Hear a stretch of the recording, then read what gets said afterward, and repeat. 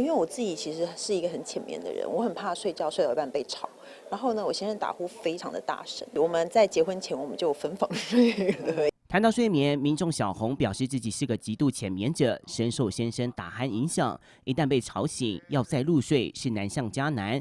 一人打鼾形成2人分房睡的窘境。根据台湾睡眠医学会调查，被中断睡眠民众有60%，其中每周3次就占了里头的20%。一般安静的这个卧室的话，大概是20分贝左右。那当我们在这个45分贝以上呢，就会干扰睡眠；50分贝以上，甚至会感到焦虑。国外有调查，大概噪音的话，用去测量的话，男女其实都达50分贝以上。所以其实是至少是焦虑啊，或者是心血管疾病的这个部分。周坤达表示，睡眠打鼾声就像洗衣机的运作声，又称为睡眠呼吸中止症，对心肌梗塞发生率增加40%。成因就是呼吸道狭窄而产生坍塌，造成呼吸中断。而佩戴呼吸正压器是目前最有效的治疗方式。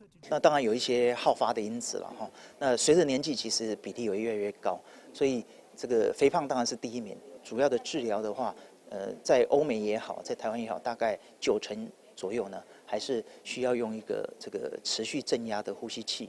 那在晚上这个睡眠的时候呢，佩戴这样的呼吸器，使本来容易塌陷的呼吸道呢，因为有这个气压的这个维持。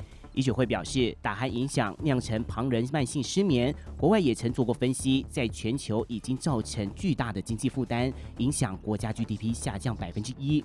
调查更是只有1%劝打鼾者就医。